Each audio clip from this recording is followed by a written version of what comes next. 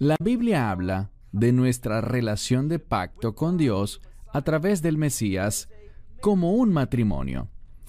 Él es el novio y nosotros, la congregación de los redimidos, somos la novia. Y si queremos que nuestra relación con Él prospere, si queremos tener un testimonio digno de alabanza, si queremos que la gloria de Dios pueda ser vista a través de nosotros, tiene que haber fidelidad. Y hablo de fidelidad según las Escrituras. Debemos darnos cuenta de que Dios fue muy específico acerca de los últimos días, los tiempos finales, para que pudiéramos estar preparados. Nos da constantes advertencias. Nos dice, estén despiertos, vigilen, presten atención, estén alertas, porque en los últimos días habrá un espíritu de engaño que se propagará en todo el mundo, un espíritu de falsedad, y es solo a través de esa unción, de esa presencia interior del Espíritu Santo, de la que habla la palabra de Dios y que el Mesías describió como un espíritu de verdad, de justicia, que nos enseñaría todas las cosas. Es solo a través del Espíritu y a través de la iluminación que Él proporciona, de su palabra, que podemos reconocer con discernimiento un suceso muy importante. Pablo escribió en 2 a los Tesalonicenses capítulo 2, refiriéndose a los hermanos, a los creyentes en el Mesías, y nos advirtió sobre este engaño, y dijo que habría una apostasía. La palabra griega apostasis proviene de dos palabras. El término istamai, estar de pie, y la palabra apo, que significa desde. Es una frase que significa abandonar. Hoy en día, muchos de los que entienden el significado de lo que tiene que ver con nuestra esperanza bendita, ven un problema con su teología, con su doctrina, con lo que han estado enseñando sobre esa esperanza bendita, y ven esa palabra, apostasía, y dicen, oh, esto significa abandonar un lugar, y la interpretan como si fuera el rapto en sí. Pero hay un problema. Cuando esa palabra aparece en otros pasajes de la Escritura, por ejemplo en Hechos 21:21, siempre se refiere a abandonar lo que es bueno, lo que es verdadero, para ir hacia lo que no es bueno, hacia lo que es falso. Por ejemplo, en Hechos 21:21, Pablo es acusado de herejía, de abandonar o alejarse de las leyes de Moisés y de enseñar a otros que viven en las naciones a que no circunciden a sus hijos, a no seguir las tradiciones de las Escrituras. Esa es una falsa acusación, por supuesto. Él está siendo acusado de un abandono, de una apostasía. Y claro que él no estaba enseñando eso. Pero ciertamente vendrá una apostasía. Y lo veo muy claramente, muy claramente. Al ver el horizonte de manera espiritual, se puede anticipar que eso vendrá. Les había dicho algo el viernes en la noche, y con toda honestidad y sinceridad, yo no tenía planeado mencionar esa otra conferencia. A veces cuando escuchas, las cosas simplemente salen. Y quiero que se den cuenta de que la gente que está allí hablando, a muchos los conozco y los considero mis amigos, servidores igual que yo. Pero algo alarmante está pasando y a veces debemos decir las cosas. No podemos dejar que la amistad, las relaciones de trabajo, interfieran o comprometan la fidelidad de la palabra de Dios. Y quiero ser, y así me lo aconsejaron, por tanto, eso haré. Quiero ser muy específico. No quiero que nadie se vaya de aquí confundido acerca de mis intenciones. Mencioné que debemos ser flexibles porque lo que sospecho es que esto tomará un poco más del tiempo normal, pero eso está bien, porque en este momento vamos a combinar la primera y la segunda sesión en una sola, de modo que tendremos un estudio completo esta mañana. Vamos a salir a tiempo, eso le aseguré al gerente, así que será un estudio, pero será un poco intenso. Aquí, en mi mano, tengo mi celular y voy a entrar a un sitio web que tiene información sobre esa conferencia. Y reitero, son buenas personas. Es una organización que muchas veces he elogiado y recomendado en el pasado. Y eso no significa que ellos y yo estamos de acuerdo en todo, pero los veía bien firmes. Pero por sus asociaciones, por esas personas con quienes están ministrando, lo que están enseñando, estoy profundamente alarmado y entristecido. Seamos muy específicos. ¿Cuál es el problema? Bien, lo veremos en un momento. Voy a citarlos. Esto se refiere a una conferencia. Y cito textualmente: Israel y el avivamiento mundial que se aproxima. Y eso suena genial, pero la pregunta que debemos responder es: ¿habla la Biblia, en sus propios términos, y seré específico, de que habrá un avivamiento mundial a la luz de lo que ellos dicen? ¿Y qué dicen ellos? Los voy a citar nuevamente. Acompáñenos en nuestra reunión para develar uno de los grandes, y usa esta palabra, misterios. Uno de los grandes misterios de la Biblia. Debemos ser específicos, porque hay misterios en la Biblia. Pero no conozco que esa palabra se use en relación con un avivamiento mundial en el contexto que ellos describen aquí. Y digo esto porque estoy leyendo que dice: queridos amigos, la cosecha más grande que el mundo haya conocido jamás, palabras rimbombantes, la cosecha más grande que el mundo haya conocido jamás, nos espera. Bueno, yo quisiera que ese fuera el caso.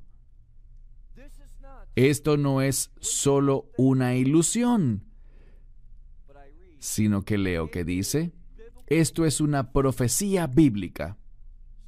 Y bien, ¿dónde está la profecía?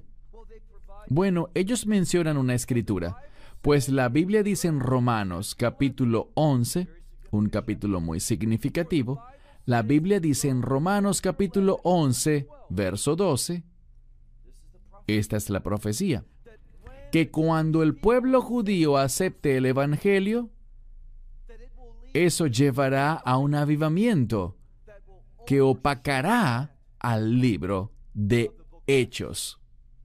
Ahora bien, ¿es eso cierto? Bueno, examinemos las escrituras que han sido citadas. Veamos en Romanos capítulo 11, ese capítulo tan crucial relacionado con Israel y una promesa muy importante referente a Israel y lo que sucederá cuando el pueblo judío llegue a la fe.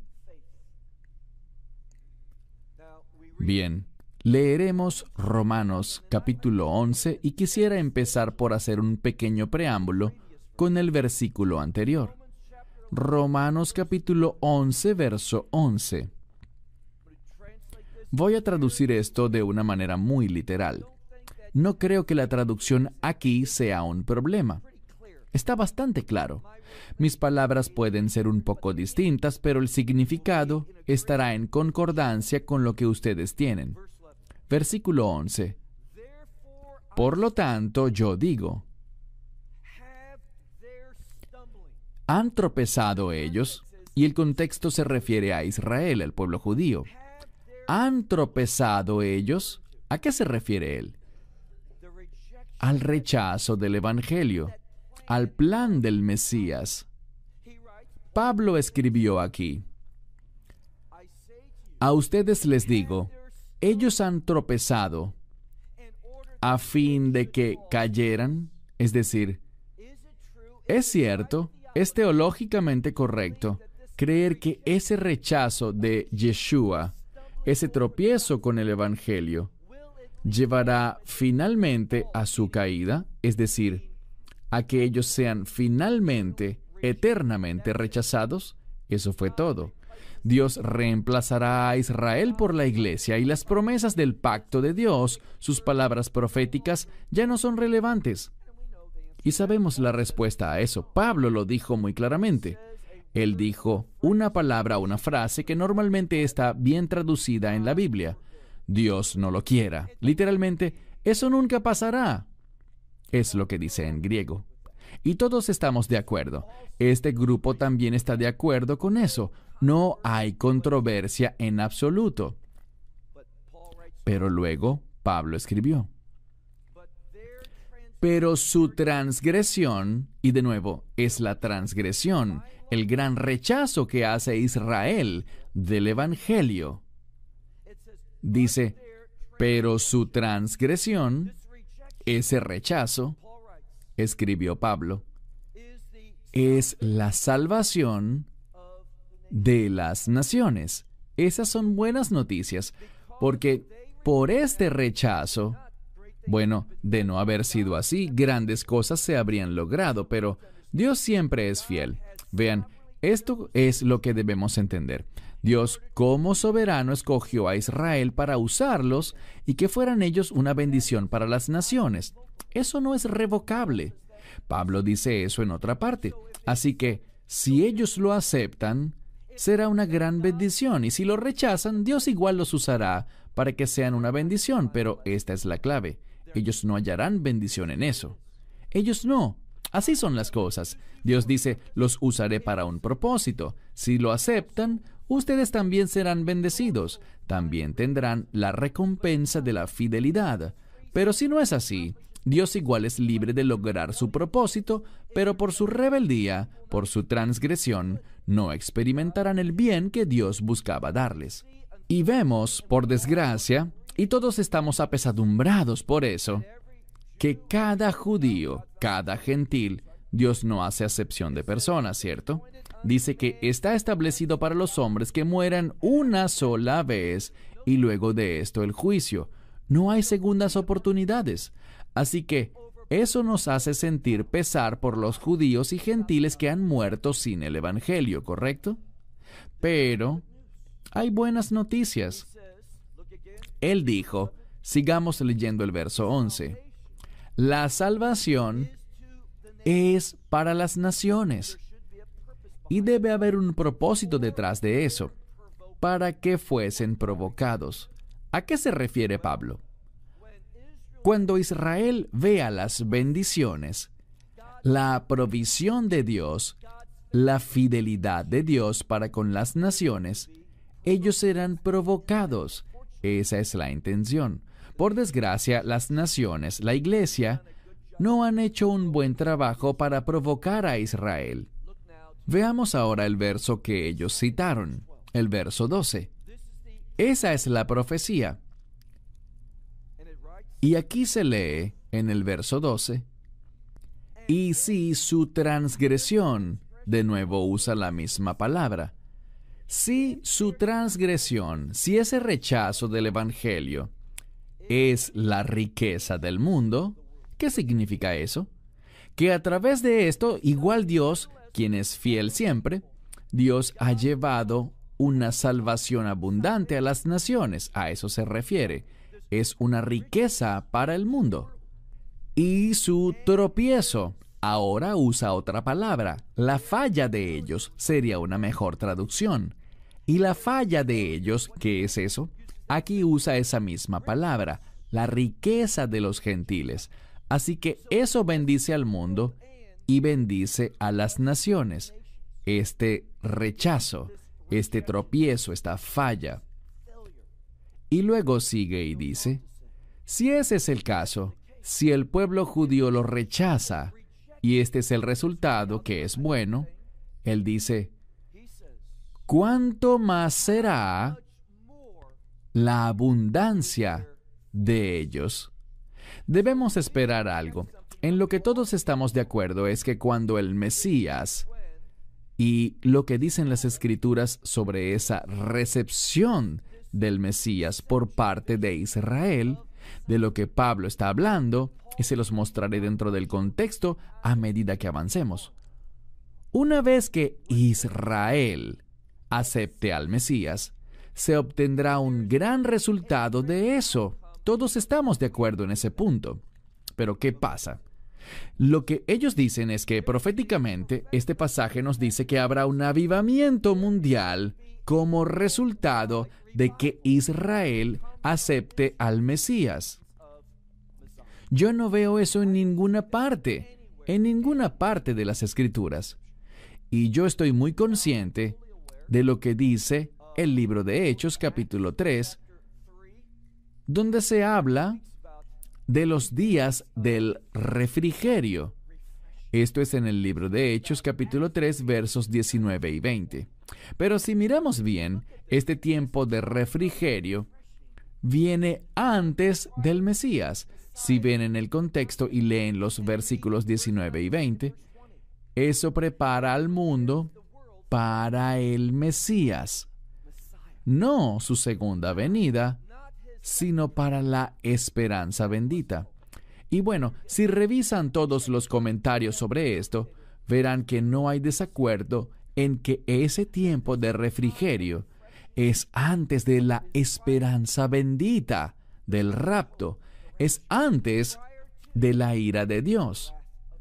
Otro pasaje de las Escrituras al que podemos acudir es el libro de Joel, capítulo 2, versos 28 al 32 en hebreo, y capítulo 3 en español, donde habla de cómo su espíritu será derramado y la gente profetizará. Viejos y jóvenes, los viejos soñarán, los jóvenes tendrán visiones, caerá sobre jóvenes y viejos, sobre el sirviente y la sirvienta. Aquí lo importante es que habla de toda carne. No es un fenómeno único de Israel, sino que afectará al mundo. Ahora bien, es muy significativo, ¿no es así? Que en el libro de Hechos, capítulo 2, el capítulo anterior, vemos que todo ese capítulo, el capítulo 3 de Joel en hebreo, capítulo 2 en español, versículos 28 al 32, son citados ¿por quién?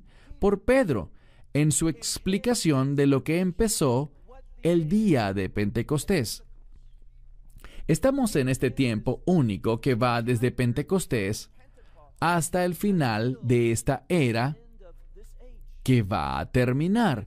¿Y de qué era estamos hablando? De la congregación de los redimidos. ¿Cuánto tiempo vamos a estar aquí? Y recuerden que hay signos y señales en los cielos, señales en la tierra. No pasen esto por alto, antes de que caiga la ira de Dios. Ahora, sabemos esto. Sabemos que la ira de Dios caerá, según lo que les compartí la noche anterior, porque al estudiar el libro de Apocalipsis vemos que la ira de Dios, que es la ira del Cordero, se anuncia en el sexto sello, ¿correcto? Hombres tanto grandes como pequeños, diciendo, escóndannos, les decían a las montañas y a las rocas, escóndannos de la ira del Cordero. Así que en el sexto sello, en Apocalipsis capítulo 6, es donde se anuncia la ira de Dios. Es inminente. Pero no sucede porque al pasar al capítulo 7, los ángeles se preparan para dañar la tierra, es decir, volcar la ira de Dios. Y hay otro ángel, ¿correcto? Léanlo. Apocalipsis 7 dice que antes de que caiga este juicio, sale un ángel y detiene a esos otros ángeles que van a dañar la tierra con el juicio de Dios. Y les dice, no hagan nada hasta que pasen dos cosas. La primera es con Israel y las 12 tribus. Hay un proceso de sellado. ¿Por qué? Bueno, debemos recordar algo. Dice la Biblia que Israel sufrirá mucho en lo que se conoce como gran tribulación. Si están tomando nota, quisiera que entendieran que bíblicamente se usan dos términos que en su gran mayoría confunden a los teólogos, quienes no hacen distinción entre ellos, aunque hay una distinción gramatical. Una que es muy importante en los textos bíblicos. ¿Cuál será? En Apocalipsis capítulo 7, Israel es sellado antes de la ira de Dios, porque aunque Israel estará aquí durante la ira de Dios, igual que en Egipto, aquel juicio, aquellas plagas, no van a afectarlos. ¿Por qué? Dios quería hacer algo. Y vemos eso en Éxodo y también en el libro de Apocalipsis. Hay una gran similitud entre estos dos eventos. La primera redención y la última redención para llevar a Israel, a ese remanente de los últimos días, a la fe en el Evangelio. Y lo que dicen las Escrituras es que Dios va a hacer una distinción, un hevdil, en lenguaje bíblico, entre Israel y las naciones. Ahora, ¿cómo Él usó eso en Éxodo 3,500 años atrás? Bien, seguro recuerdan algo de eso, ¿verdad? No solo salieron los hebreos de Egipto, sino que se nos dice que también hay una multitud mezclada y no hay desacuerdo entre los eruditos rabínicos y los cristianos, lo cual es extraño. Todos están de acuerdo en que Dios, al hacer esa distinción, causó o hizo que los gentiles vieran que ellos sufrían, pero los de la tierra de Gosén, ellos no. ¿Y qué hicieron? Se unieron a los hebreos. Y a través de la redención, Dios sacó a la congregación de la primera redención a través de la sangre del cordero, de aquel cordero físico, el cordero de la Pascua, y sacó a los hebreos, sacó a una multitud mezclada, y ellos pasaron a ser conocidos como Adá Israel, la congregación de Israel. Por cierto, esa palabra congregación, Adá, en hebreo, significa testigo, los que dan testimonio. Es lo que nosotros debemos ser, es lo que ellos debían ser. Así que vemos salir a esa multitud mezclada, y esto es lo que debemos recordar. Aun cuando Dios sella a Israel contra su ira que será derramada en la última mitad de esos 7 años finales, no están protegidos de la persecución satánica. Y es por eso que 2/3 morirán. Eso nos duele, ¿verdad? 2/3 del pueblo judío, que estarán vivos durante esos últimos días, perderán la vida, no debido a la ira de Dios, sino debido al anticristo. ¿Por qué? Es muy simple, muy simple. Muchas veces me han preguntado pastores, ¿tú sí crees que el anticristo es judío? Les digo, no lo creo, y se asombran por eso. Les digo, ¿por qué pensarían ustedes que el anticristo es judío? Y responden, bueno, porque Israel lo aceptaría si no lo fuera. Y yo los reto a que encuentren en alguna parte de las Escrituras un versículo que siquiera insinúe que Israel aceptará al anticristo como el Dios viviente. No. Cuando ocurra la abominación de la desolación, ¿qué es eso? Bueno, sabemos lo que es porque Daniel lo menciona inicialmente en Daniel 9, pero él lo aclara, lo define en Daniel 11. Y dice que habrá alguien que se exaltará a sí mismo, se magnificará a sí mismo por encima de todo Dios, de modo que se autoproclamará como Dios. Ese es el anticristo.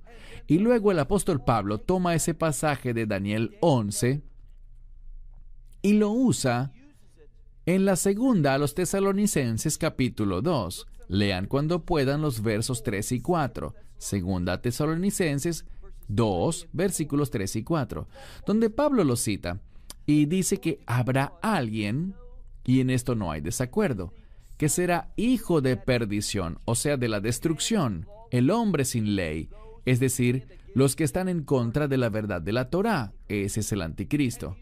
Y él entrará en el Neos. ¿Qué es eso? El lugar santísimo. Puede que en sus Biblias diga que entrará al templo, pero no dice eso. Esa sería la palabra griega gerón, y la que está escrita es neos, que significa santuario en referencia al lugar santísimo. Y se exaltará a sí mismo y dirá: yo soy Dios, adórenme. Y en ese tiempo Israel se negará, y por eso su rechazo del anticristo los llevará a Etzerá Gile Jacob, que significa la angustia de Jacob, ese tiempo de intensa persecución que ocurre justo después de la abominación desoladora, en esos últimos 3 años y medio, 42 meses, 1260 días. He aquí lo que deben ver. Cuando la Biblia habla de ese tema que tocaremos más tarde en este mensaje, ese tiempo de persecución de los creyentes, esos que son perseguidos a causa de su nombre, porque caminamos según su carácter, hablamos su verdad, damos testimonio de Él y denunciamos aquello que está mal. Por eso nos odiarán todos, eso dicen las Escrituras, y nos perseguirán. Hablaremos más de eso, pero la Escritura dice que esas personas, esos creyentes, en los últimos días, sufrirán por esa persecución, y ese sufrimiento en la Biblia se llama la gran tribulación. ¿Escucharon eso? La gran tribulación. Pero cuando hablamos del sufrimiento de Israel, en la segunda mitad, no en la primera, ese se refiere a nosotros. Nosotros pasaremos por la gran tribulación. La gran. Esos 2 artículos definidos. La está incluida. Pero cuando Yeshua, cuando el Mesías habla sobre Israel, este tiempo de angustia de Jacob, en Mateo 24, verso 21, él lo llama simplemente gran tribulación. Así que bíblicamente está la gran tribulación, en la cual él pone esa designación. ¿Por qué? Porque él lo enfatiza, ya que es sufrimiento por su causa, por él. El tiempo de Israel, la angustia de Jacob, es llamada simplemente gran tribulación, no la gran tribulación. Es algo innegable. Si leen Mateo 24, la última parte, desde el verso 16 al 31, tiene que ver con Israel. Y en el verso 21 está esa gran tribulación. Entonces, ¿qué sabemos? Bien, sabemos que Israel llegará a la fe no para llevarnos a un avivamiento mundial. Israel llega a la fe en el Mesías si miramos la profecía, la verdadera profecía. Zacarías capítulo 12. Israel llega a la fe al final de esos 7 años. ¿Y qué pasa? Bueno, sabemos esto. Debemos hacer una distinción. somos demasiado casuales con las palabras que usamos. Llamamos las cosas de manera sensacionalista, un misterio. Queremos que la gente entre en un estado de emoción exaltada. ¿Y es que acaso la verdad no es lo suficientemente emocionante? ¿Necesita ser empaquetada y mercadeada de una manera diferente? ¿Es que la palabra de Dios, la verdad, no es motivación suficiente? No hay que volverla sensacionalista, solo hay que enseñarla con sencillez. Lo que encontramos es esto. ¿Recuerdan cuando el Mesías estaba en el Monte de los Olivos? No hablo de Mateo 24, sino de Mateo 23. Cuando estuvo en el Monte de los Olivos y está reflexionando sobre Israel. Y al pensar en la condición espiritual de ellos, ¿qué hace él? Él llora. Llora. Y dice, ¿cuánto anhelo? Esa palabra expresa su deseo, su gran deseo, de reunirlos como hace la mamá gallina con sus pollitos, pero ustedes no estaban dispuestos. Algunos tienen problemas con ese verso. Esto es lo que él dice realmente allí. En verdad les digo, no vendré hasta que ustedes digan, bendito es el que viene en el nombre del Señor. Nosotros como creyentes anhelamos, deseamos, queremos que Israel diga esas palabras, ¿correcto? ¿Por qué? Ellos deben darse cuenta de la necesidad que tiene Israel del Mesías. Y cuando eso pase, ¿cuál será el resultado? No será un avivamiento mundial. Ojalá fuera así, pero en ninguna parte de las Escrituras dice eso. ¿Qué es lo que dice? Vean, lo que ellos hacen es inferir a partir del texto. Son casuales, descuidados. Y lo digo con toda sinceridad, es una advertencia. Porque si ustedes se ponen de pie y enseñan, Dios dice que tendrán que rendir más cuentas. Debemos ser muy sobrios, temerosos y asegurarnos de qué es lo que predicamos. Bueno, creo que esto es así, esto suena correcto, oí que alguien lo dijo. Eso no es una enseñanza responsable. Debemos tener confirmación en su palabra.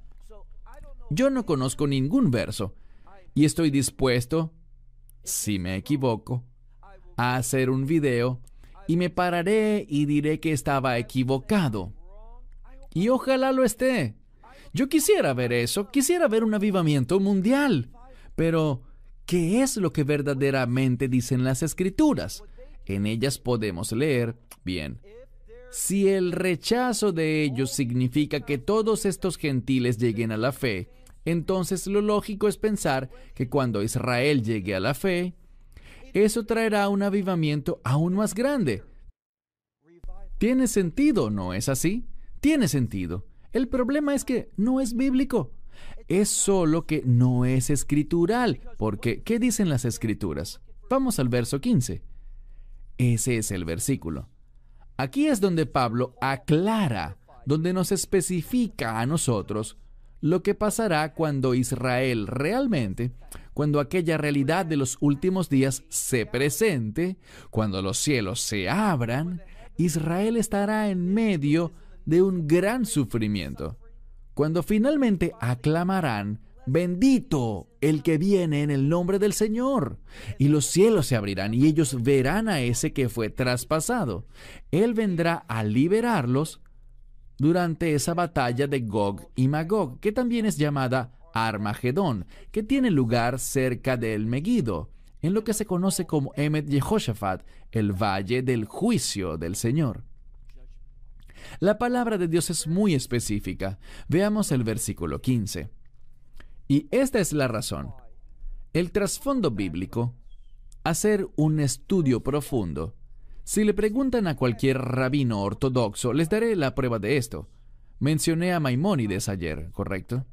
Maimónides escribió 13 principios del judaísmo, ¿correcto? Y por cierto, cada sidur que he visto, al final del servicio Shacharit, el servicio matutino, es tradición leer esos 13 principios de la fe del judaísmo. Y verán que agrupa dos de ellos. Uno es que nosotros creemos en la venida del Mesías con una fe completa, y aunque esa venida se retrase, la vamos a esperar cada día. Y lo siguiente que ellos ponen al lado de la venida del Mesías es la fe en la resurrección. ¿Y por qué hacen eso? Ellos entienden bien la profecía. Cuando venga el Mesías, y estamos hablando de su segunda venida, habrá una resurrección. Y siempre, recalco esto, siempre que hay una referencia a la resurrección, lo que viene a nuestra mente es el reino. Cuando vemos los evangelios, ninguno de los discípulos, ninguno de ellos creyó que el Mesías resucitaría de entre los muertos, ¿correcto? Solo había una santa mujer que creyó que él iba a morir. Nadie más, aun cuando él se los dijo una y otra vez: voy a Jerusalén para la Pascua. Al oír Pascua, se nos deben venir dos ideas a la mente: muerte y redención. Pascua es igual a muerte. Debe venir la visita de la muerte a la casa, ¿cierto? Durante la Pascua, veamos en Éxodo, cuando Dios dijo: la muerte se avecina, y pueden experimentarla de dos maneras distintas. Bien sea con la muerte del Cordero de la Pascua, él debe morir, o la muerte del primogénito. Pero la muerte visitará todas las casas, de cualquier manera. Así que la Pascua se relaciona con la muerte, pero también con la redención. Y cuando hablamos de resurrección, eso debe hacernos. Recuerden que ellos no creyeron en la resurrección, no tenían expectativas reales de reino. Eso es lo que enseña el cristianismo y es correcto. Ellos no creyeron en la resurrección del Mesías. Ninguno fue a la tumba el primer día de la semana para ver si él estaba vivo. Pero él lo dijo. Dijo: yo iré a Jerusalén, seré traicionado, seré condenado. E incluso dijo en Mateo: y seré crucificado. Pero al tercer día resucitaré. Dijo: no habrá otra señal excepto la señal de Jonás. Como Jonás estuvo dentro del pez 3 días y 3 noches, yo estaré en el vientre de la tierra 3 días y 3 noches, y luego resucitaré. Hay una conexión entre el reino y la resurrección. Estudien el libro de Apocalipsis. Vemos que el Mesías juzgará. Habrá una resurrección que lleva al reino milenial. Habrá un juicio después del reino milenial. Habrá una resurrección y después la nueva Jerusalén. La resurrección y el reino van de la mano. ¿Por qué lo digo? Veamos el verso 15. Cada vez que tomamos una sola escritura, esta es la razón por la cual este grupo está aceptando esta enseñanza, porque ellos se han alineado con un grupo que es conocido. No hay una organización formal, pero uno de sus líderes dice que lo que estamos experimentando es una nueva reformación apostólica. Y lo que enseñan es esto. Ellos dicen que debido a esta nueva reforma apostólica, en la que ellos se dan a llamar a sí mismos como apóstoles, de hecho, 2 de ellos estuvieron en Nazaret con un líder cristiano muy alejado de Dios y firmaron un documento que levantaron y dijeron: esta es una nueva era apostólica, y aquí hay 2 apóstoles para Israel. Eso es muy peligroso, estarse llamando uno mismo así.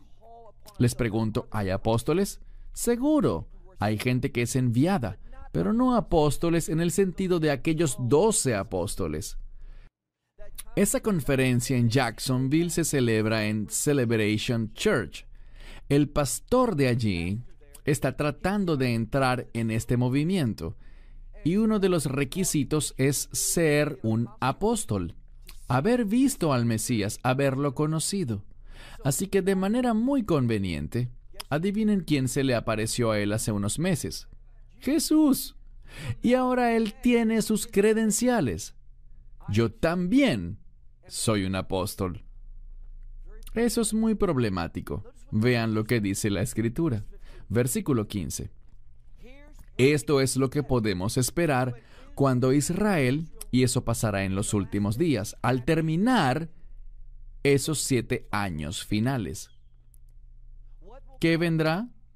No será un avivamiento mundial, sino que esto es lo que dice la palabra de Dios. Romanos 11, verso 15. Porque si el rechazo de ellos, mismo contexto del verso 12, si el rechazo de ellos es la reconciliación del mundo, veamos la implicación. ¿Cuál será el resultado de su abundancia? ¿Qué nos dice esto? No dice avivamiento mundial. Dice que el resultado será vida de los muertos, ¿correcto? Vida de los muertos. ¿Es una referencia a qué? A la resurrección. A la resurrección. Y lo que Pablo está diciendo es que cuando Israel diga, bendito el que viene en el nombre del Señor, cuando la nación de Israel, los que están en esa tierra, cuando ellos vean que el Mesías viene a librarnos, ellos van a recibirlo, tal como lo dice Zacarías 12. Y por eso es que viene, para establecer el reino. El tiempo para el avivamiento mundial en esta dispensación se acabó. Su regreso, la recepción de Él por parte de Israel cuando venga por segunda vez, no hablo de la esperanza bendita, sino de la segunda venida. Cuando eso pase, cuando Israel se enderece finalmente, tendrá lugar el reino de Dios. Podemos seguir leyendo en el libro de Romanos, ¿sí? Porque Pablo lo aclara completamente. Él habla sobre el olivo, ¿correcto? Ahora bien, el árbol del olivo no es Israel. El árbol del olivo representa al reino de Dios, a la familia. Podemos usar el término Israel para el árbol del olivo si entendemos el término Israel correctamente. Déjenme darles un ejemplo. Romanos 9, verso 6 al final. No sabemos ese verso, donde Pablo está diciendo que no todos en Israel son Israel, ¿cierto? No hay dudas ni desacuerdos. Él está usando el término Israel de dos maneras distintas. Es la única forma en la que eso puede tener sentido. No todos los de Israel son Israel. ¿Qué significa eso? Y ciertamente creo que no hay ningún debate por esto entre los eruditos. Cuando él dice, no todo Israel, y usa la palabra Israel la primera vez, se está refiriendo al pueblo judío. Cuando dice la palabra Israel la segunda vez, se está refiriendo al pueblo del reino. Uno de los usos de la palabra Israel, y esto lo vemos en Génesis capítulo 28, verso 3, Génesis 28, 3, donde dice que Israel no será un Adá, sino un Cajal, una congregación de una multitud de pueblos. Así que Israel, desde la perspectiva del reino, estará conformada por muchas naciones, ¿correcto? Y sabemos por lo que Pablo dijo, que no todos los judíos serán ciudadanos del reino, así como no todos los gentiles serán ciudadanos del reino tampoco. Solo aquellos que reciban al Mesías. Esto es cierto tanto para los gentiles como también para los de Israel. Así que lo que Pablo nos dice aquí es que cuando el Mesías vuelva e Israel lo reciba, sí, hay algo que es proféticamente significativo, y es el establecimiento del reino.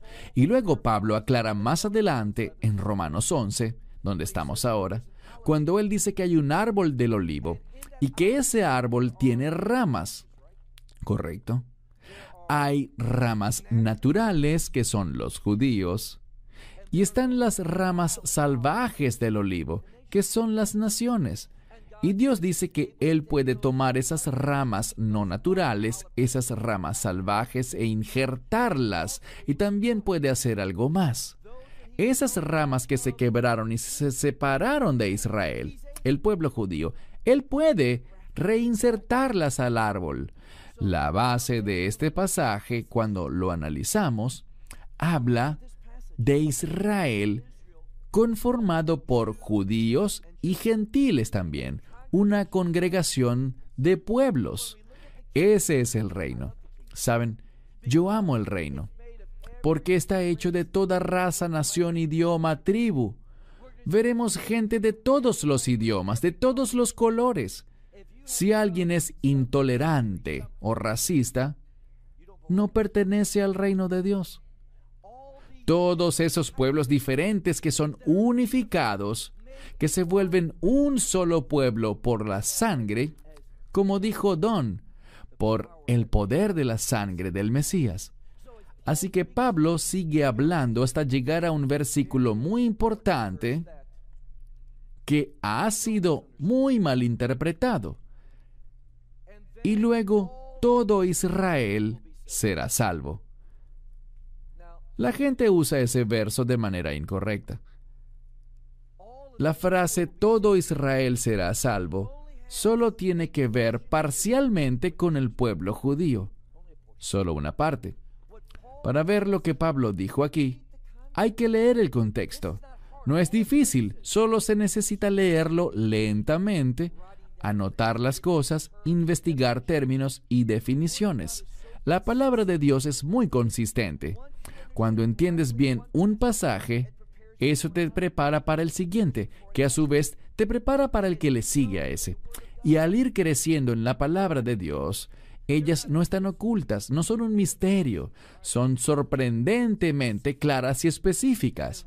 Y lo que Pablo dijo es que el endurecimiento había sucedido en parte, ¿correcto?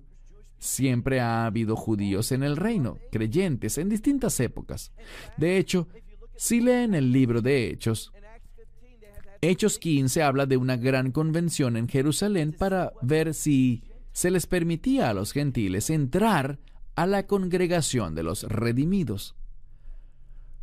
Cuando vemos esto, y se habla de Israel, de este reino, creación, él dijo que le había ocurrido un endurecimiento en parte al pueblo judío. Esa disminución de Israel tiene que ver con un cierto periodo de tiempo hasta que suceda ¿qué? La plenitud de las naciones, ¿correcto? ¿No es eso lo que dice? De modo que el endurecimiento de Israel por su incredulidad, por querer establecer justicia en sus propios términos, fue lo que dijo Pablo. Ellos están endurecidos por un tiempo, en parte, hasta que haya entrado la plenitud de los gentiles. Y luego, ¿qué va a hacer Dios cuando esa plenitud esté lista? ¿En quién volverás a poner su atención? En el pueblo judío. Y Él va a volver. Ellos lo verán. Ellos lo recibirán. Así que tenemos a Israel con una porción de gentiles y una porción de judíos. Y cuando esa porción de gentiles esté completa, entrará la porción de Israel, y luego dice que todo Israel será salvo. Él no se refiere a todos los judíos. Ojalá fuera así, pero no es lo que dice la Escritura. Cuando habla de todo Israel, se usa como lo usó Pablo en Romanos 9:6, la segunda vez. Todo Israel, tanto judíos como gentiles. Y luego él nos recuerda cómo esto llegará a su conclusión. ¿Cuándo se establecerá el reino? Él cita la Escritura de Isaías 59, verso 20, donde dice: un Redentor vendrá de Sión, y él quitará el pecado de Jacob. ¿De qué nos habla esto? No hay debates al respecto. El Mesías vendrá en los últimos días para redimir al pueblo judío. Ellos serán redimidos por la vista cuando lo vean a Él. Esta es, entonces, la explicación. ¿Cuándo será salvo todo Israel? En los últimos días, cuando esa porción final de Israel, el pueblo judío, llegue a la fe a través del Mesías, ese que viene de Sión, con el propósito de perdonar y lidiar con los pecados de Israel. Y vemos una y otra vez que viene el Mesías, y es ahí cuando Israel será salvo. ¿Y qué pasa después? El reino. Y de nuevo, digo esto públicamente, esto se subirá a Internet. ¿Cierto, Gary? Lo pondremos al aire. Si alguien puede encontrar una escritura que diga, no, cuando Israel sea salvo va a ocurrir un avivamiento mundial, entonces yo grabaré otro video diciendo, fui un engañador, dije algo que era falso, me arrepiento públicamente, igual que esos que hablan falsedades sobre las 4 lunas de sangre, así como ellos deberían hacerlo. Debemos entender que esto es algo serio. Están engañando a la gente. Y antes de ir al pasaje al cual quiero que vayamos, quiero que recordemos algo. Lo que realmente me motivó a compartir esto son las horribles, ¿es ese un buen adjetivo? Las horribles asociaciones que los de Revive Antiquón tienen con falsos maestros. Lo siento, puede que ellos me agraden, puede que me asocie con ellos y los vea como hermanos, pero cuando ellos se asocian con individuos que están tan alejados de las enseñanzas bíblicas sanas y que consienten expresiones y manifestaciones que según ellos son del Espíritu Santo, pero que yo sé que eso no es de Dios, porque donde está el Espíritu Santo hay edificación, hay rectitud. Yo los pongo en duda. Pudiéramos mostrar en pantalla unos ejemplos de eso y dejar que ustedes decidan. Hace pocas semanas, mi esposa subió un par de videos porque yo me sentía afligido por eso, al igual que ella. Pero yo pensé, como se lo dije a Mitchell y a Israel, y les pregunté, ¿pueden hacer esto? Me sentí abrumado. No dejen que esas expresiones demoníacas, porque eso es lo que son, entren en este lugar. Creo que por eso Don sintió la necesidad de orar del modo en el que oró. No queremos eso. Ustedes pueden verlo. Si quieren, búsquenlo en YouTube. NAR, que son las siglas en inglés de Nueva Reforma Apostólica. NAR, Watch, Israel. NAR Watch es un canal de YouTube de un grupo de personas en Israel que comparten mi misma inquietud.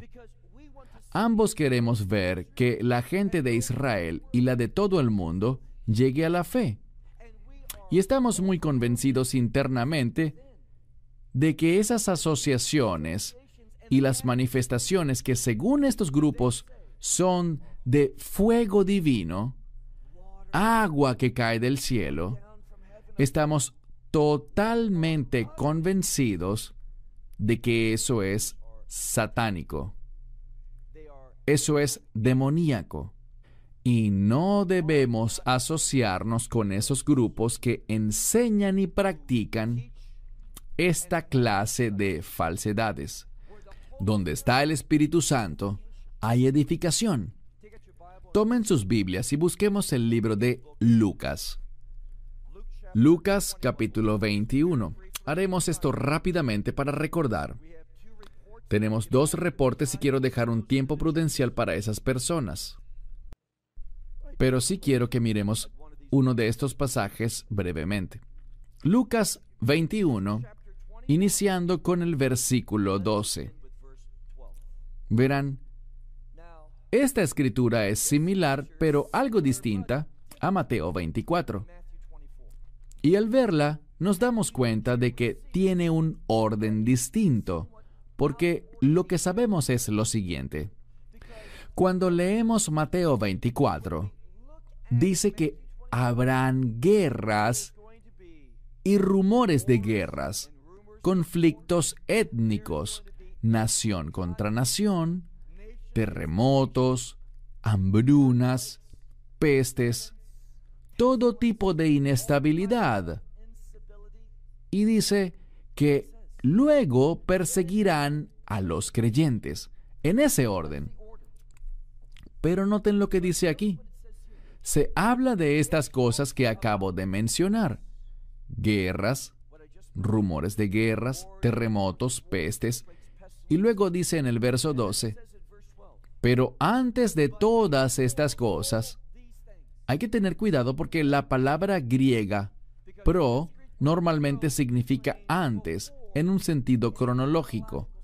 Pero muchos eruditos, y pueden investigarlo, yo lo hice, la mayoría de los eruditos entienden que lo que él dice ahí no es cronológico porque sería incongruente con lo que dice en Mateo 24. Cuando dice, antes de todas estas cosas, no está hablando en un sentido cronológico, sino en un nivel de importancia. Para el Mesías es más importante el que seas perseguido por tu fe que un terremoto o que una peste. Esto es importante para Él porque nosotros sufrimos en su nombre. Es nuestro testimonio, uno que Él puso en nosotros, lo que causa ese sufrimiento. Así que Él dice aquí, antes de todas estas cosas, queriendo significar que eso es de la mayor importancia para Él. Antes de todas estas cosas, ellos les echarán mano a ustedes. Ellos van a agarrarnos con un propósito. Por encima de todas estas cosas, ellos les echarán mano a ustedes, los perseguirán y los entregarán a sinagogas y cárceles. Ahora bien, la palabra sinagoga sale en todo el Nuevo Testamento, pero debemos darnos cuenta de algo.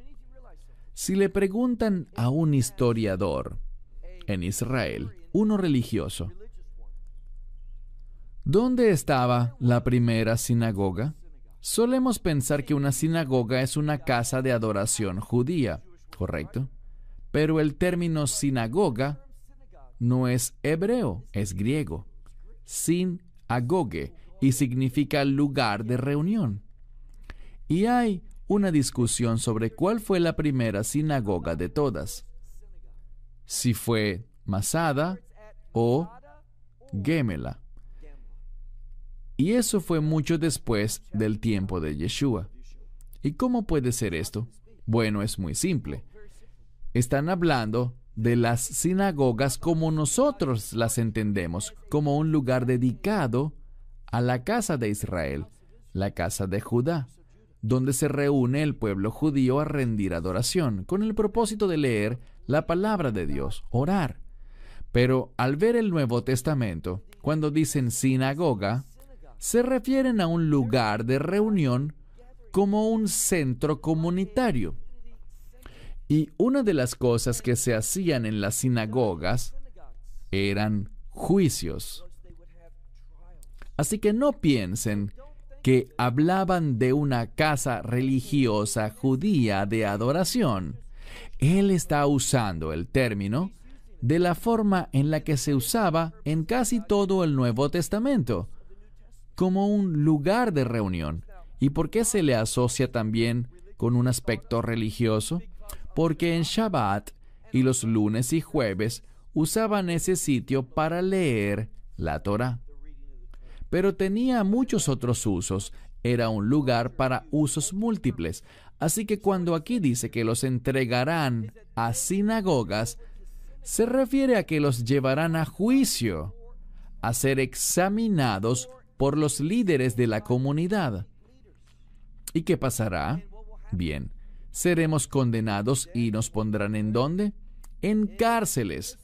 Y nos llevarán ante reyes y gobernadores. Es decir, gobiernos tanto locales como nacionales. Y todo esto ocurre con un propósito. Pero antes de mencionarlo, Él nos dice el por qué. Por causa de mi nombre. ¿Quién está hablando? Yeshua. Todo esto le pasará a los creyentes, por causa de mi nombre. Pero, miren el verso 13. Son buenas noticias. Eso tiene un propósito. Cada vez que sufran por su nombre, eso tiene un propósito y Él nos dice cuál es. Pero esto traerá algo como resultado. Eso les traerá algo a ustedes. Es con el propósito de testificar, dar testimonio. Así que podemos esperar que eso pase. Yo diría que no es la salvación de Israel lo que llevará a mucha gente a la fe. Yo diría que es más bien la persecución de los creyentes. Mucho antes de esto, en los últimos 7 años, pero antes del final en sí, habrá un testimonio, testigos del Evangelio. ¿Y qué nos dice el verso 14? Por eso, pongan en sus corazones, es decir, tomen la decisión. Pongan en sus corazones o tomen la decisión de no predeterminar, no premeditar sobre su defensa. Lo que deben decir o lo que no deben decir. Él nos dice que no hagamos ninguna preparación. Pero eso no aplica para los sermones. Eso aplica para dar testimonio en este tiempo único y particular. Él nos dice en el verso 15, porque yo, ese es el Mesías, porque yo les daré a ustedes una boca y sabiduría. Él tomará el control de nuestra boca. Él nos dará sabiduría, la cual sus oponentes, esos que van en contra de ustedes, no podrán contradecir ni resistir. Sin embargo, vean el verso 16. Pero ustedes serán entregados o traicionados por sus padres, por sus hermanos o hermanas, por otros parientes y amigos, y ellos matarán a algunos de ustedes. Ahora bien, esto es, ¿saben? Tengo un libro que dice promesas de la Biblia. Eso no está aquí, pero es justamente eso. Esto es una promesa. Es una promesa. Esto va a suceder. Estén preparados. La Escritura dice que Dios no miente. Esto va a suceder. ¿Y saben qué? A veces somos aquí en Occidente tan tontos porque solo pensamos en lo que sucede aquí. Hay tantos lugares donde los creyentes están sufriendo a causa de su nombre.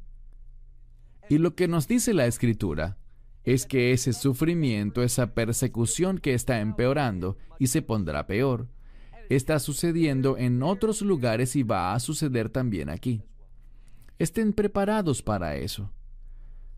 Lo que está sucediendo es esto. Hay una falsa enseñanza y ese grupo conocido como la Nueva Reforma Apostólica, a ellos realmente no les gusta la profecía. Y la razón por la que digo esto es porque ellos enseñan que ese gran avivamiento mundial tendrá un efecto.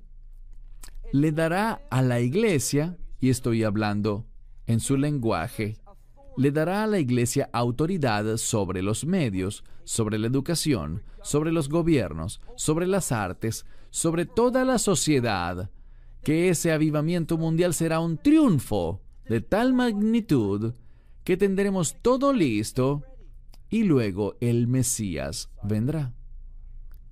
Es decir, que ellos creen que esas escrituras que compartí con ustedes, que lo que el Mesías pensó, no sucederá. Ellos quieren ver todos esos pasajes y decir que se trata de lo que pasó en el año 70 después de Cristo. La profecía de ellos es que estamos en el borde de un nuevo derramamiento del Espíritu Santo que traerá la transformación de este mundo. Pero recuerden lo que nos enseñó el Mesías en el contexto de los últimos días que mencionamos ayer. Él dijo que aquellos que quisieran salvar sus vidas, la perderán. No vemos ninguna parte en las Escrituras que diga que en los últimos días las cosas van a ser tan perfectas por la iglesia que el Mesías vendrá y dirá, ya todo está listo. No. Podrían decir que la novia se preparará ella misma, sí. Ella lucirá adornada debido a la persecución que sufrirá. Nosotros debemos evitar cometer el error que cometen los rabinos en la actualidad. Y es que ellos miran las profecías y dicen que hay escenarios, y que los que son escenarios malos, Dios los canceló, y solo quedan profecías buenas. Muchos en la iglesia están aceptando esa idea. Nosotros no debemos hacer eso. No debemos. Debemos entender las cosas con base en la verdad profética que dice que en esos últimos días seremos vencidos. Y eso está bien. Está bien si somos vencidos. Si seguimos leyendo este pasaje de Lucas 21, dice que nos matarán. Pero eso está bien, porque las promesas que más me interesan de Dios son las promesas de reino. Y ellos podrán matarme, pero yo viviré de nuevo, en un nuevo cuerpo, en ese reino. Y al final, tendremos la victoria. No transformaremos al mundo. Eso es una falsa enseñanza. Quiero cerrar con esto. Tengo un buen amigo que vive en Dallas y considero que él es verdaderamente un hombre íntegro, alguien a quien admiro, alguien que ha sido amable conmigo. Creo que es un creyente muy maduro. Y tenemos nuestros desacuerdos en ciertos temas sobre los tiempos finales y la esperanza bendita. Y quiero desafiarlos, porque hay una doctrina sobre la inminencia. ¿La conocen? La doctrina de la inminencia dice que la esperanza bendita, el rapto, puede pasar en cualquier momento. Y mi amigo, y él es solo eso, mi amigo, estuvimos debatiendo. Él dice, Baruch, mira este artículo que él escribió. Me dice, mira esto, tengo 10 versículos que demuestran, que prueban que la esperanza bendita del Mesías es inminente. Así que se los recibí. ¿Y qué debí haber hecho? Leerlos, revisarlos. No tienen idea de cómo utilizan citas todos estos falsos maestros. Yo creo que lo que vemos en Internet, y no estoy acusando a mi amigo para nada de ser un falso maestro, pero los falsos maestros más grandes son los que más citas usan para apoyar sus ideas. Lo que yo les aconsejo es, léanlas. Escribí un corto libro, Rivka lo mencionó anoche, se titula La Esperanza Bendita. No digo esto porque quiero que lo compren, sino que lo digo porque allí analizo esos 10 versículos que él mencionó. Y no solo él, esos son los que la gente cita en la doctrina de la inminencia. Los invito a que los lean y vean si realmente dicen algo sobre su regreso supuestamente inminente. La respuesta, amigos míos, es no. El principal versículo que usan es: nadie sabe el día ni la hora, ¿no es cierto? Sí, pero solo porque no sepamos el día ni la hora, no quiere decir que puede ocurrir en cualquier momento. No es cierto. No es cierto. Revisen esos versículos. Véanlos por ustedes mismos. No se dejen engañar por tantas citas bíblicas maravillosas sacadas de contexto. Tómense el tiempo de leerlas. Se sorprenderán, y mucho, de lo que realmente dicen y de lo que no dicen. Esperamos que te hayas edificado con el mensaje de hoy y lo compartas con otros. Te invitamos a seguir nuestros estudios cada semana por este canal y por el portal de YouTube de Amarás a Israel. También puedes descargar nuestra aplicación móvil gratuita, Mi Estudio Bíblico. Finalmente, para obtener más información sobre nosotros, visita nuestra web amarasaisrael.org, donde encontrarás otras conferencias de Baruch en audio, video y texto. Hasta el próximo programa. Que el Señor te bendiga en Yeshua HaMashiach, Jesús el Mesías, mientras caminas con Él. Shalom desde Israel. De Israel. De Israel. De Israel. De Israel. De Israel, de Israel, de Israel. Una de las preguntas más comunes que recibo es: ¿tengo que diezmar? Lo que significa es lo siguiente: todavía tengo que cumplir como creyente del Nuevo Testamento, como seguidor del Mesías Yeshua, de Jesucristo. ¿Todavía debo dar el 10% de mi ingreso a Dios? Ahora, el verdadero problema con esa pregunta es la manera como está formulada. ¿Tengo que hacer esto? Verán, no deberíamos enfocarnos en lo que tenemos que hacer, sino que deberíamos ser personas que buscan agradar a Dios. Deberíamos preguntarnos más bien: Dios, ¿cómo debo actuar para darte gloria y honor? ¿Para tener una vida digna de alabanza que te agrade a ti? ¿Qué cosas puedo yo hacer? ¿Qué acciones tengo el privilegio de emprender con el fin de servirte con fidelidad? Esa es una pregunta mucho mejor. Permítanme responder esta pregunta: ¿tengo que diezmar?, como lo hizo un pastor en Dallas, Texas. Esto fue lo que dijo: si tú no estás diezmando, entonces Dios te maldecirá. Tú estás bajo la maldición de Dios. Ahora, ¿por qué este pastor diría eso? En primer lugar, creo que es interesante. Verán, cuando hablamos del diezmo, de esa 10ª parte o 10% de los ingresos que uno obtiene, lo que debemos recordar es que el mazer, que es el término hebreo para el diezmo, ese mazer simplemente se relaciona con unos pocos de los mandamientos de la ley de Dios. Si lees desde Génesis a Deuteronomio, encontrarás que existen 613 mandamientos, escritos solo en esos primeros 5 libros de la Biblia. Y algunos de ellos ciertamente se refieren al diezmar. Así que si transgredes la ley, ¿no dice la Biblia que todo el que transgrede la ley queda bajo maldición? Pero un momento, ¿acaso no fue por eso que el Mesías fue a la cruz? ¿Acaso no tomó la maldición sobre sí mismo para que todos podamos ser libres de ese castigo eterno? ¿De esa maldición de Dios? Así lo hizo. Entonces, ¿significa eso que la ley ya no es relevante?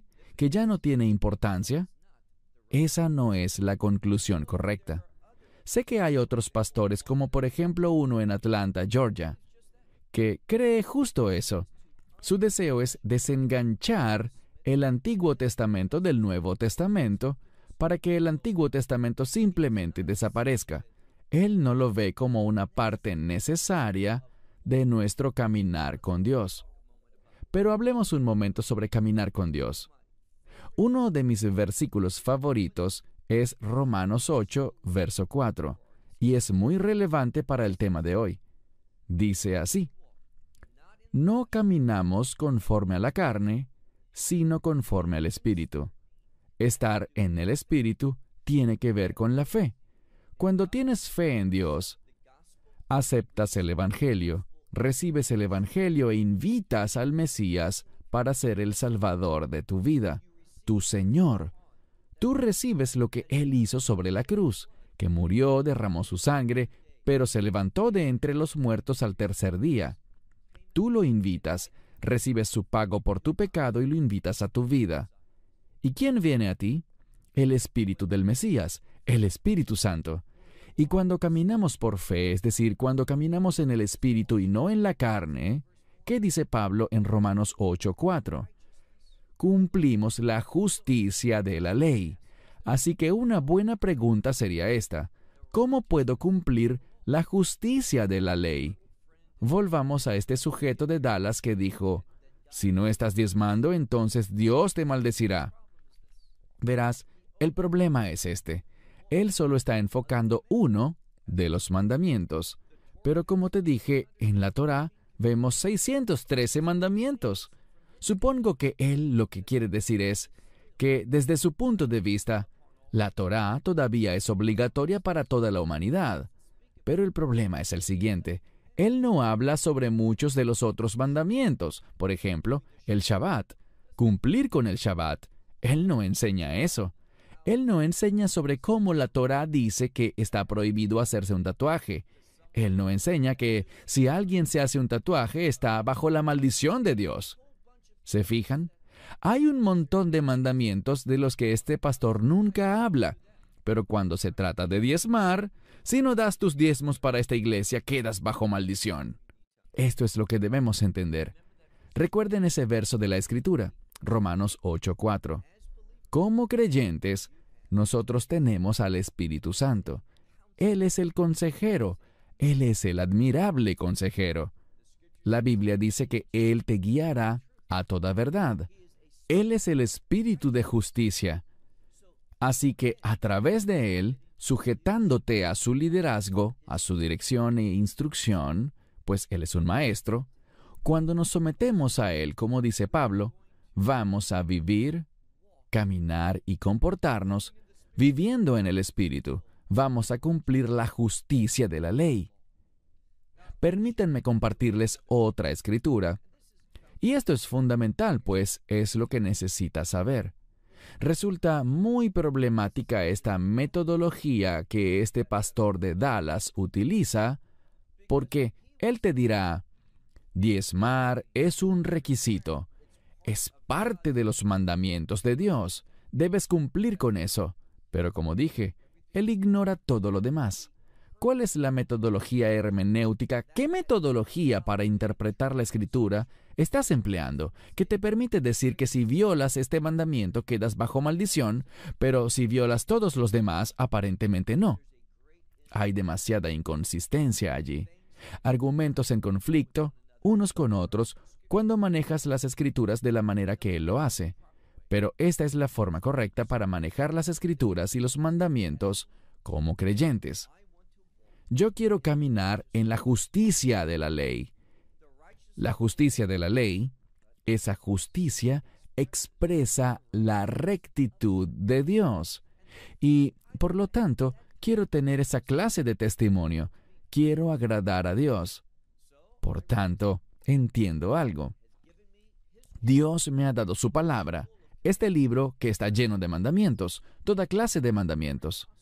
Algunos son imposibles de cumplir hoy en día, pero todavía son relevantes y podemos aprender de ellos. Así que esta es la forma correcta, la metodología adecuada.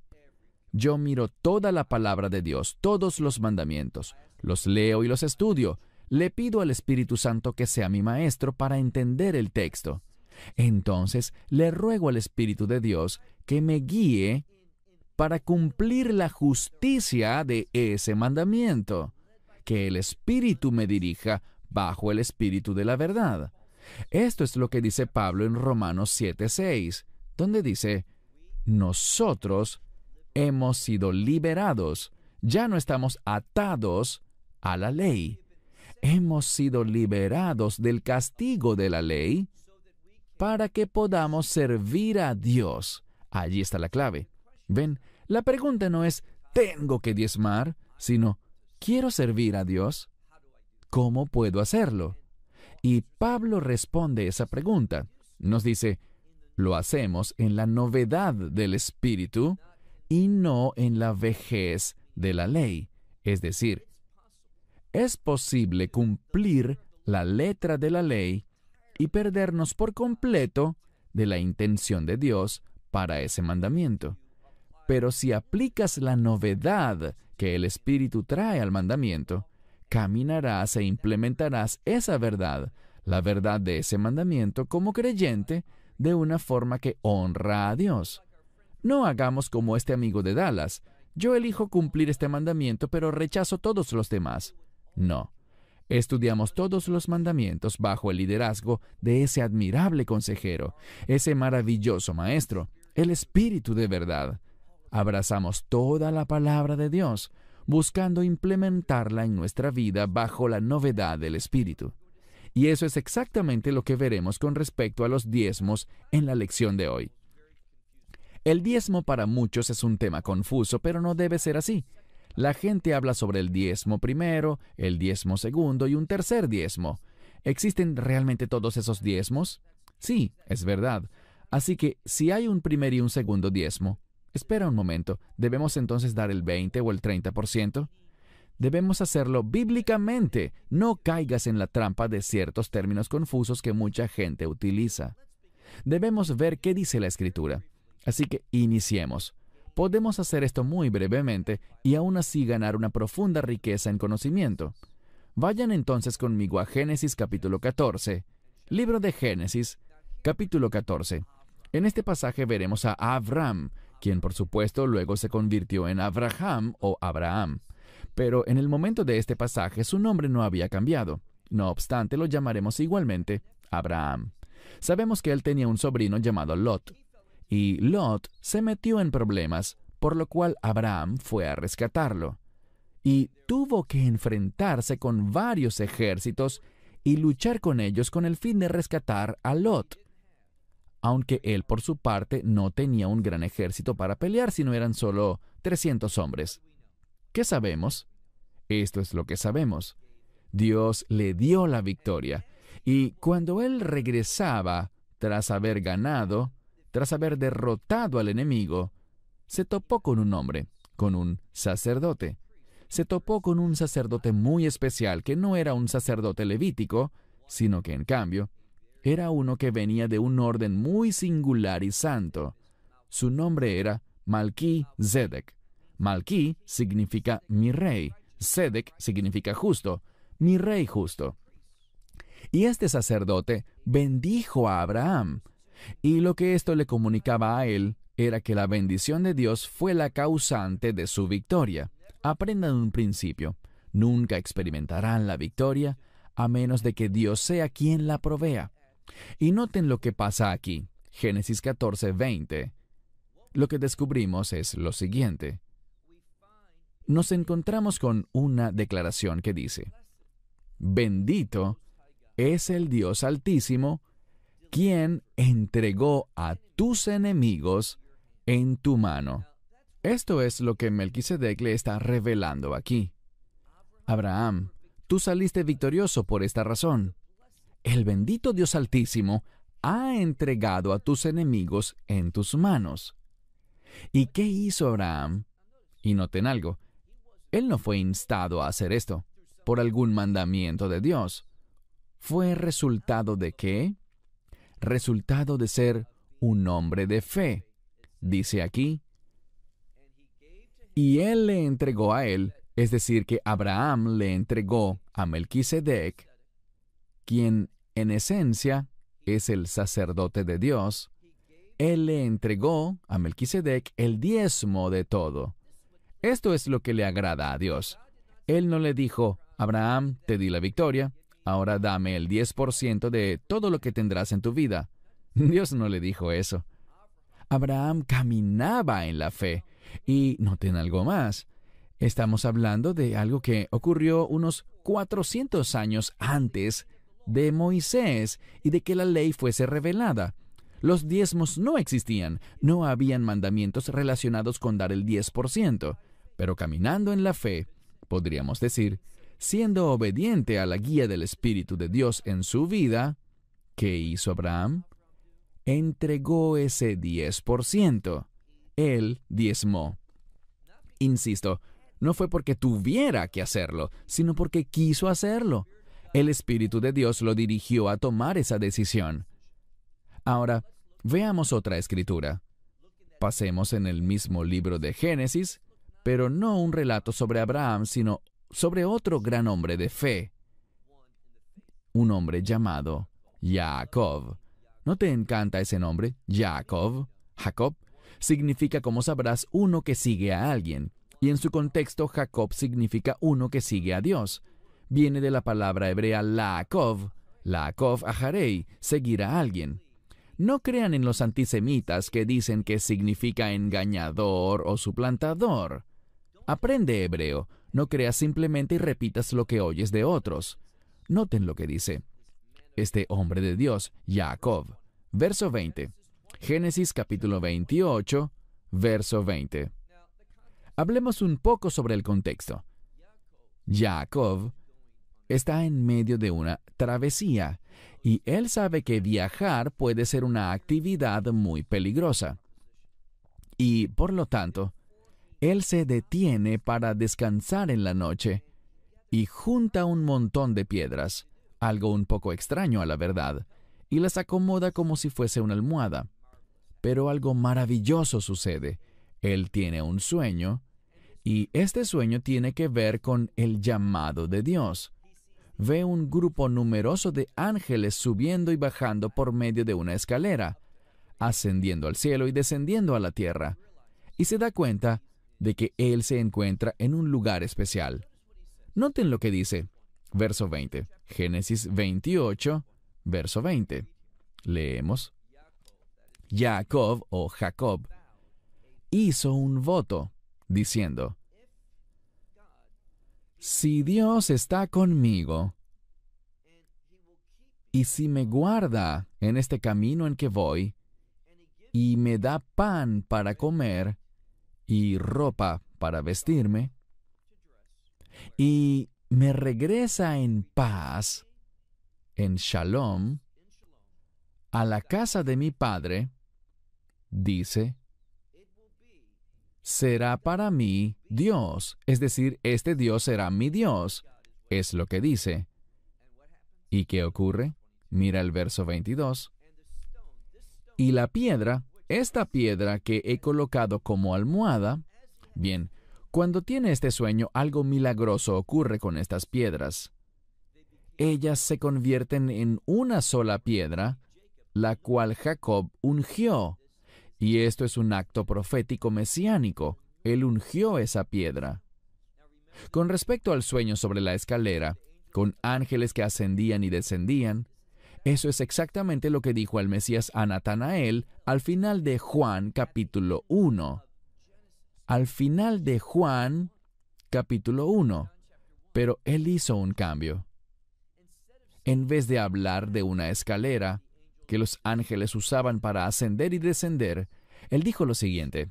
Él dijo, verán a los ángeles de Dios descendiendo y ascendiendo sobre el Hijo del Hombre, que Él sería aquel que constituiría el puente entre la humanidad y Dios, entre el cielo y la tierra.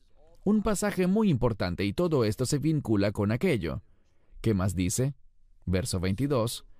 Y esta piedra que he puesto como almohada, ella será la casa de Dios. Y todo lo que me des, Jacob dirigiéndose a Dios, de todo lo que tú me des, ¿qué dijo él? Yo te daré el diezmo, ciertamente te daré el diezmo a ti. Así que Jacob, insisto, estamos hablando todavía de un tiempo que ocurrió siglos antes de que la ley de Moisés fuese revelada.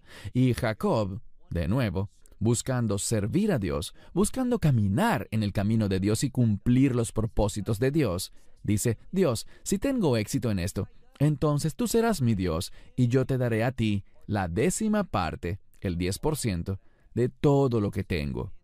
Nadie le mandó a hacer eso. Fue algo natural. Oye bien, un resultado natural de experimentar a Dios, de conocer a Dios y desear agradarle. ¿Oíste eso? Él dio el 10% como un resultado natural de conocer a Dios, de experimentar a Dios y querer servirle a Él, cumplir con sus propósitos.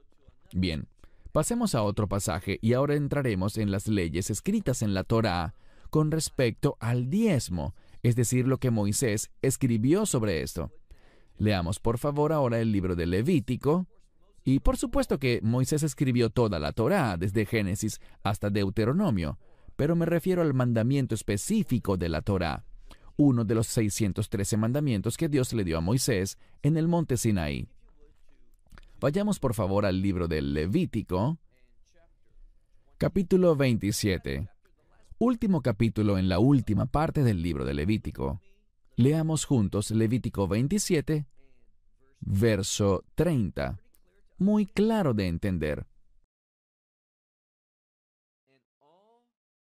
Y todo diezmo de la tierra, desde la semilla de la tierra y del fruto del árbol, es para el Señor, es consagrado para Él. Aquí Moisés está diciendo, esto es parte de la Torá. No es previo al monte Sinaí, pero por supuesto Moisés ha dejado escrito esto en las tablas, y dice aquí, cada décima parte de la semilla de la tierra o del fruto del árbol, le pertenece al Señor, es consagrado para Él. Entonces 10% del fruto de la tierra. También dice, pasemos al verso 32, y todo diezmo del ganado, y todo diezmo del rebaño. Todo lo que pase bajo la vara, lo que hacían era poner una vara y que todos los animales pasaran por debajo, y 1 de cada 10 le pertenecía al Señor. Es lo que quiere decir. Y el 10º será consagrado para el Señor. Lo que aprendemos es esto: diezmar en esa época, y hablamos de una época en la que predominaba la agricultura. Casi todo el mundo se dedicaba a trabajar en el campo, y de acuerdo a los eruditos, quien no trabajaba en el campo, de lo que sea que hicieran, debían dar una décima parte también, porque todos querían contribuir con la obra de Dios. Así que, vemos que la regla general era que se entregaba el 10% del ingreso de cada quien. Avancemos a la razón detrás del mandamiento. Pasemos por favor al siguiente libro, Números, y leamos juntos el capítulo 18. Libro de Números, capítulo 18. Esto es lo que vemos en este verso que explica la intención de Dios para los diezmos, para esta acción de entregar el 10%. Leamos el capítulo 18 de Números, verso 21. Y a los hijos de Leví, estamos hablando de los levitas, he aquí, les estoy dando cada diezmo en Israel como herencia. ¿Por qué? A cambio de su trabajo, con el que laboran en el servicio de la tienda de reunión. Ahora, sabemos algo. Los levitas no obtuvieron ninguna tierra.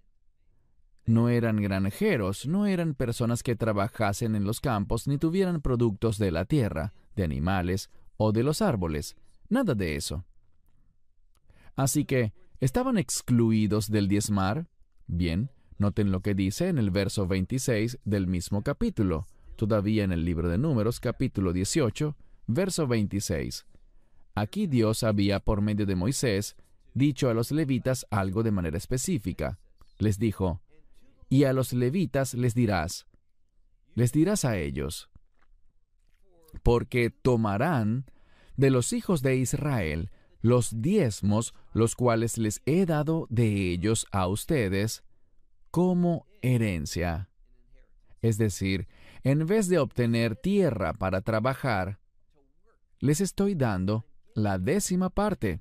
Recuerden, todos los hijos de Israel, del fruto de sus rebaños, de su ganado y de su tierra, daban el 10%. ¿Y todo eso iba para quién?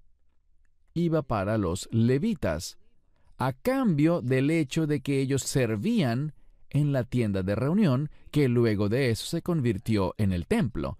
Y sabemos también que los sacerdotes y levitas servían por turnos rotativos allí. y también servían a la comunidad donde quiera que vivieran, y fueron esparcidos, se asentaron a lo largo y ancho de toda la tierra de Israel, pero no para trabajar en la tierra, no tenían productos ni animales. Recibían los diezmos de las demás tribus para su sustento. Ahora, prosigamos con este mismo texto, desde donde quedamos. Verso 26 dice: Y a los levitas les hablarás diciéndoles: Ustedes tomarán de los hijos de Israel los diezmos que les entrego a ustedes de ellos como su herencia. Y de esto, dice, ofrecerán una donación al Señor. Y noten que dice, maser, minjá maser, es decir, un diezmo de los diezmos que recibieron. Así que ellos recibían el 10%, todos los levitas debían tomar de ese 10% que recibían de todos los hijos de Israel. Ellos sacaban sus propios diezmos de allí y se los daban a Dios. Así que este es un pasaje que nos enseña que todo el mundo, sin importar su oficio, porque hay gente que enseña que si tú no trabajas la tierra, si no eres un granjero o si no tienes ganado o animales, entonces el diezmo no aplica para ti. Pero, ¿cómo vivimos hoy día? El templo en Jerusalén no existe. No existen levitas trabajando ni sacerdotes trabajando. Ellos no están haciendo su trabajo porque sencillamente no pueden hacerlo. ¿Significa esto que los diezmos quedaron, por tanto, abolidos? Bien, de acuerdo a la letra de la ley, es así. Pero nosotros caminamos en la novedad del Espíritu. Bien, avanzaremos a un punto muy importante porque la gente enseña, y en cierto modo es verdad, pero el entendimiento sobre esto es falso. Si vas, por ejemplo, en Internet y quieres hacer un estudio sobre los diezmos, encontrarás muchos estudios online, escritos y preparados, interesantes estudios cortos, pero esto es lo que la mayoría dice. Dicen que existía el primer diezmo, que es 10%, y luego otro diezmo que también es de 10%, lo cual suma 20%, y luego cada 3 años, llegaremos a la escritura que usan para esto, había un diezmo cada 3 años para los pobres. Así que cada 3 años, al tomar el 10% dividido entre 3, al final cada año terminabas dando el 23% de tu ingreso. Eso suena genial para muchos pastores y rabinos y demás, pero les diré algo. Eso no es lo que quiere decir el texto. ¿Entiende algo? Ellos dirán que existen 2 expresiones para los diezmos y es cierto, lo veremos en un momento, pero primero les daré una introducción en cuanto a estos 3 diezmos. Uno se refiere a la cosecha temprana y el otro se refiere a la cosecha tardía. En Israel se dan 2 cosechas al año, una hacia el final de la primavera y otra en el otoño. Y ambas son manejadas de una manera algo distinta, pero tienen algo en común. De ambas se entrega el 10%, pero darás el 10% de la primera cosecha y el 10% de la segunda cosecha. Es decir, que sigue siendo 10% en total. No se suma una a la otra. 10% de lo que produjiste la primera mitad del año y 10% de lo que produjo la tierra durante la segunda mitad del año. ¿Qué hay sobre ese tercer diezmo? Bien, era simplemente el mismo diezmo, pero tenía un propósito adicional. Todo esto lo veremos muy claramente en un momento. Quiero que vayamos al libro de Deuteronomio, capítulo 12. Libro de Deuteronomio, capítulo 12. Se nos ha dicho, ¿cierto? Ya vimos el texto, que el 10% va ¿para quién? Para los levitas. Pero noten lo que dice aquí. Lean Deuteronomio, capítulo 12, iniciando en el verso 5. Deuteronomio 12, 5. Dice: al lugar que el Señor vuestro Dios elija de todas las tribus, para poner su nombre allí y habitar en él. Dice, vosotros buscaréis y vendréis, es decir, deberán consultar con el Señor allí, le buscarán allí y vendrán a ese lugar. Entonces dice en el verso 6, y traeréis allí los holocaustos y sacrificios y sus diezmos. Entonces no era solo el diezmo, sino también ofrendas adicionales que la gente hacía, guiados por su corazón, guiados por las circunstancias y eventos que durante el año ellos vivían, en adición a los diezmos. Y las ofrendas de vuestras manos y vuestros votos y donaciones. Y hay otra categoría, los primeros frutos de vuestro ganado y de vuestro rebaño. ¿Qué aprendimos sobre el destino de los diezmos? Es que son para los levitas, pero oigan bien, esto tiene que ver con un diezmo posterior, no un diezmo adicional, es decir, no es un 20% que se suma, sino que es otro momento para dar ese 10%, pero de otra categoría de ingresos, es decir, de otra cosecha. ¿Y qué más dice? Y la comeréis allí, es decir, en Jerusalén, ante el Señor vuestro Dios, y os regocijaréis. Esto es lo que nos está enseñando. Se alegrarán. Tomarás este dinero y ¿qué harás? Lo traerás. Puede que conviertas esos frutos en dinero, si estás muy lejos, o que los traigas tal cual a Jerusalén. ¿Y qué harás luego? Te regocijarás allí. Tú podrás tomar una porción de ella. Entregas esa cosecha, la dejas allí en Jerusalén, pero puedes usar una parte de ella como una forma de adorar a Dios. Comiendo, utilizando ese recurso para comer, alabar a Dios y pasar ese tiempo en Jerusalén. Lo que sobra es donado, pero tú utilizas y te beneficias de una parte de tu propia ofrenda mientras adoras a Dios. Así que aprendemos algo. ¿Es un conflicto? De la primera cosecha, todo va para los levitas. De la segunda, la gente viene a Jerusalén para adorar a Dios y ¿hacer qué? Regocijarse en su alabanza a Dios. Puedes beneficiarte mientras estés allí de esa comida, de esos productos, pero todo lo que sobra queda para la obra. Los sacrificios, las ofrendas, son el sustento de los trabajadores del templo, como aprendimos en el estudio del libro de Levítico, de ese pasaje allí.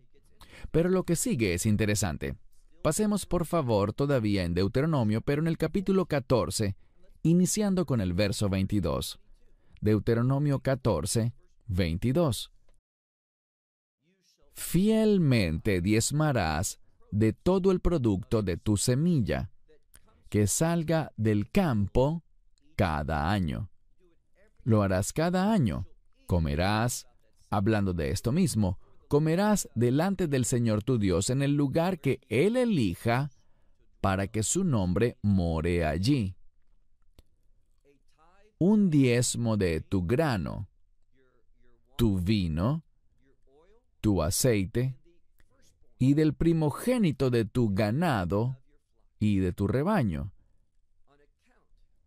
para que aprendas a temer al Señor tu Dios todos tus días. Aprendemos algo. Hay un beneficio al diezmar. Te enseña a temer al Señor.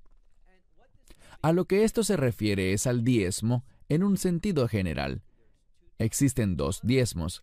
El primero va completo al Señor, es decir, todo para los levitas. El segundo, todo para el Señor, pero, mientras estás en Jerusalén, puedes usar parte de esos recursos para comprar comida y para tus gastos en Jerusalén mientras adoras a Dios. Casi terminamos, pero toquemos un punto más, y es el siguiente. Sabemos que había un ciclo de 7 años. El séptimo año no se cosecha, no se planta, no se labra. No hay diezmo en ese séptimo año. No hay diezmo del fruto de la tierra. Todavía se pueden hacer ofrendas y se establece que se hagan ofrendas y sacrificios para fiestas y ciertos eventos. Pero el diezmo, en el año Shemitah, ese séptimo año, cuando la tierra no se siembra ni se cosecha, la tierra se deja sin sembrar y no se entregan diezmos. Así que cumples esto el primer, segundo, tercer, cuarto, quinto y sexto año. Aprendemos algo más. Vayamos por favor al mismo capítulo 14 de Deuteronomio, pero leamos ahora el verso 28. ¿Qué dice allí? Dice Deuteronomio 14:28, al final de los 3 años, sacarán todo el diezmo, tal como lo hicieron para la primera y segunda cosecha. Sacarán todo el diezmo de sus productos ese año y lo depositarán en sus puertas. ¿Y qué pasará? Bueno, los levitas, aquellos que necesiten ayuda ese tercer año, verán, los levitas vivían mucho más ajustados, se medían más, no gastaban todo lo que tenían, no vivían al máximo de su capacidad. Los gastos de vida de un levita eran modestos, no eran individuos adinerados. Y por lo tanto, en ese tercer año, solamente las personas pobres, los que estuvieran en necesidad, ese levita podría venir, uno que no tuviese ninguna porción o herencia entre su pueblo. Dice, ¿y quién más? El tercer y el sexto año, porque esto sucedía cada 3 años dentro de ese ciclo, el tercer y el sexto año había un propósito adicional. El tercer y sexto año, ese diezmo se destinaba a soportar a todo levita que lo necesitara, pero también vemos que dice aquí, al extranjero, o al peregrino sería una mejor palabra para traducirlo, al huérfano y a la viuda. Ahora, estos 3 grupos, el peregrino, el huérfano y la viuda, representan a la gente pobre, y los eruditos entienden esto así. Al tercer año y también al sexto, cada 3 años, ¿qué ocurrirá? Esos diezmos irán para los levitas que sean pobres, pero también además de los levitas para que otras personas pobres puedan beneficiarse. Entendamos bien algo. ¿Por qué harías esto? El diezmo, cuando vemos la Escritura, primero ocurrió con la victoria que Dios le dio a Abraham. Si tú has experimentado la victoria del Señor, es decir, la salvación, tú querrás reconocer esto. Así es como opera la fe. Lo segundo, si eres llamado al servicio, si Dios tiene un llamado para tu vida como lo tuvo con Jacob, querrás que cuando Dios obre en tu vida, cuando Él te mueva hacia ese camino para su servicio, tú querrás reconocer la obra de Dios en tu vida, entregándole a Él esa 10ª parte. Y del mismo modo, para apoyar la obra de Dios, y adicionalmente al pobre y al necesitado, hacemos esto. Noten lo que dice al final de esta sección. Nos dice, el peregrino, el huérfano y la viuda, que están en tus puertas, es decir, en tu ciudad, ellos comerán y también serán satisfechos. Cuando practicas esto, dice, por hacer esto, tal como el diezmar nos enseña a temer al Señor, aquí dice, por hacer esto, el Señor tu Dios te bendecirá en todas las cosas que tu mano haga, en todas las obras de tu mano. ¿Qué aprendemos? Bien, ya no hay templo en Jerusalén, pero podemos ser guiados por la fe en el Espíritu y entender que Dios, aunque no exista el templo, Dios sigue obrando. Yo creo que quien es guiado por el Espíritu y camina en la fe, es bueno que entregue ese 10%, ese diezmo, no porque tenga que hacerlo, sino porque entendemos cómo obra Dios. Cuando damos para apoyar la obra de Dios, cuando damos para apoyar a los obreros de Dios, cuando damos para apoyar al huérfano, a la viuda, al peregrino y al extranjero que están entre nosotros, cuando damos para ayudar al necesitado, entonces estamos caminando en la fe y guiados por el Espíritu. Y la gente dirá, bien, ¿y qué hay de mi iglesia local? ¿Debo diezmar allí? Sé guiado por el Espíritu. No seas tan inmaduro espiritualmente que necesites que te entreguen todo por escrito. Ora al respecto. Preséntate ante Dios. Dios te guiará. Dios, por medio del Espíritu Santo, te lo indicará. Este 10%. Y les digo algo. Debemos ser generosos. No tenemos que limitarnos al 10%. Eso sería lo mínimo. ¿Es eso todo lo que debo hacer? Puedes dar más. Queremos ser personas que viven guiadas por el Espíritu, que caminan en la fe y que donde veamos a Dios obrando, Dios guiándonos, seamos generosos, seamos personas que por fe utilizan y destinan bien las bendiciones y la provisión que Dios nos ha dado, reconociendo que vienen de Él, dando al menos esa 10ª parte, ese diezmo. Eso es caminar en fe. Esa es la novedad del Espíritu que nos permite cumplir con la justicia de la ley. Shalom. Esperamos que te hayas edificado con el mensaje de hoy y lo compartas con otros. Te invitamos a seguir nuestros estudios cada semana por este canal y por el portal de YouTube de Amarás a Israel. También puedes descargar nuestra aplicación móvil gratuita, Mi Estudio Bíblico. Finalmente, para obtener más información sobre nosotros, visita nuestra web amarasaisrael.org, donde encontrarás otras conferencias de Baruch en audio, video y texto. Hasta el próximo programa. Que el Señor te bendiga en Yeshua HaMashiach, Jesús el Mesías, mientras caminas con Él. Shalom desde Israel. Desde Israel. Desde Israel. Desde Israel. Desde Israel.